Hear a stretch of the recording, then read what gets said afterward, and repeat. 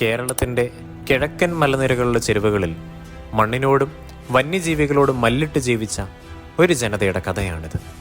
അവരുടെ അതിജീവനത്തിൻ്റെയും അവർക്ക് കൈത്താങ്ങായ ഒരു രൂപതയുടെയും കഥ.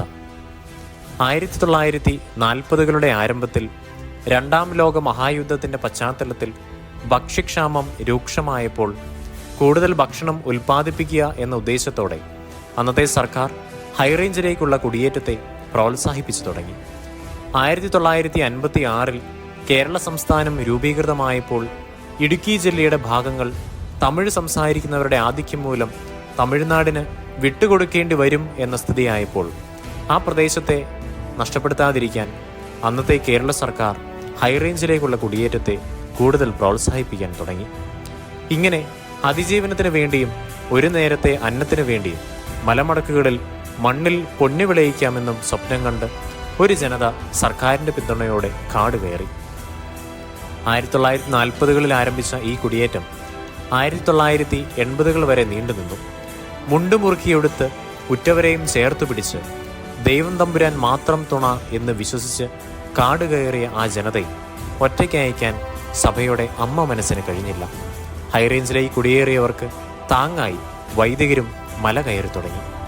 കത്തോലിക്ക തിരുസഭയുടെ തന്നെ പ്രേക്ഷിത ചരിത്രത്തിൽ ഒരു പുതിയ അധ്യായം അവിടെ ആരംഭിക്കുകയായിരുന്നു. സഭ ഈ നാടിനു വേണ്ടി എന്തു ചെയ്തു എന്ന ചോദ്യത്തിന് ജീവിക്കുന്ന ഉത്തരമാണ് കേരളത്തിൻ്റെ വികസിതമായ കിഴക്കൻ മലനിരകൾ. പള്ളിയൊരു നാടിൻ്റെ കേന്ദ്രമായി തീർന്ന കഥയും ആത്മീയ പിതാവെന്നതിലുപരി വൈദികർ നാടിൻ്റെ നായകന്മാരായി മാറിയ കഥയും ഹൈറേഞ്ചിലെ ഓരോ സിറ്റിക്കും പറയാനുണ്ടാവും. 1956 കോതമംഗലം രൂപത സ്ഥാപിക്കപ്പെടുമ്പോൾ ഹൈറേഞ്ചിലുണ്ടായിരുന്നത് ആകെ 17 പള്ളികളാണ്. മുളയും പുല്ലും മാത്രം വെച്ച് കെട്ടിയുണ്ടാക്കിയ ഈ പള്ളികളിൽ വൈദികർ കിലോമീറ്ററുകൾ നടന്ന് വിശുദ്ധ കുർബാന അർപ്പിച്ചിരുന്നു. കോതമംഗലം രൂപത സ്ഥാപിതമായ ശേഷം രൂപതയുടെ വൈദികർ ഉൾപ്പെടെയുള്ള വിഭവശേഷിയുടെ വലിയൊരു ശതമാനവും ഹൈറേഞ്ചിലേക്ക് കേന്ദ്രീകരിച്ചു. രൂപതയിലെ വലിയൊരു ഗണം വൈദികർ ഹൈറേഞ്ചിലേക്ക് നിയമിക്കപ്പെട്ടു. പള്ളിയിലെ അച്ഛൻ ജാതിമത ഭേദമന്യേ എല്ലാവരുടെയും വികാരി അച്ഛനായി മാറി.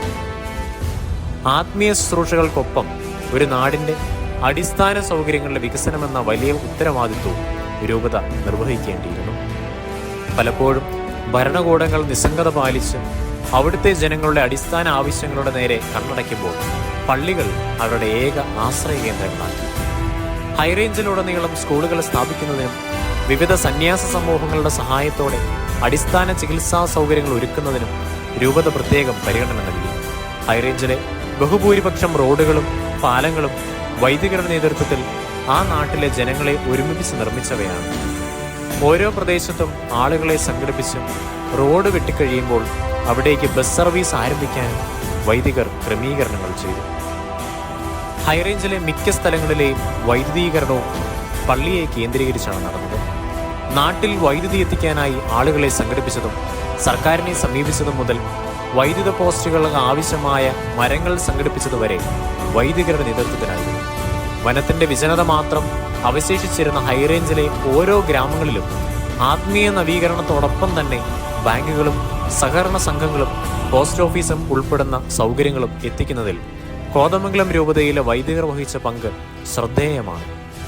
നാട്ടിൽ പള്ളി വന്നാൽ വികസനം വരുമെന്നറിഞ്ഞ് പലയിടങ്ങളിലും പള്ളി സ്ഥാപിക്കാനും പള്ളിക്ക് സ്ഥലം നൽകാനും മുന്നോട്ട് വന്നത് ഹൈന്ദവ സഹോദരങ്ങളായിരുന്നുവെന്നത് ഇന്നത്തെ തലമുറയ്ക്ക് അവിശ്വസനീയമായി തോന്നിയേക്കാം. മലയോര ജനതയുടെ വികസനത്തോടൊപ്പം തന്നെ അതിജീവനത്തിനും കരുത്തു പകർന്നത് കോതമംഗലം രൂപതയായിരുന്നു. ഹൈറേഞ്ചിലേക്ക് കുടിയേറിയ ജനത നേരിട്ടത് അസംഖ്യം വെല്ലുവിളികളെയായിരുന്നു.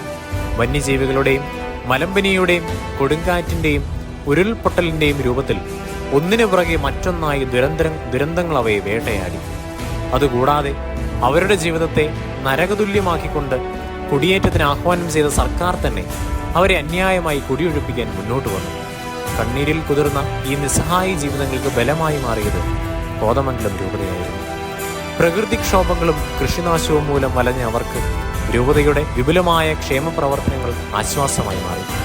ഹൈറേഞ്ചിന്റെ വിവിധ കാലഘട്ടങ്ങളിലെ പുനർനിർമ്മിതിയിൽ രൂപത തൻ്റെ എല്ലാ വിഭവങ്ങളും സ്രോതസ്സുകളും ഉപയോഗിച്ച് പങ്കാളിയായി. വിവിധ കാലങ്ങളിൽ ഭരണകൂടങ്ങൾ അവർക്ക് നേരെ അന്യായമായി കൊടിയിറക്കി ഭീഷണി ഉയർത്തിയപ്പോൾ മലയോര ജനതയ്ക്ക് വേണ്ടി പ്രതിഷേധ സ്വരമുയർത്തിയത് കോതമംഗലം രൂപതയായിരുന്നു.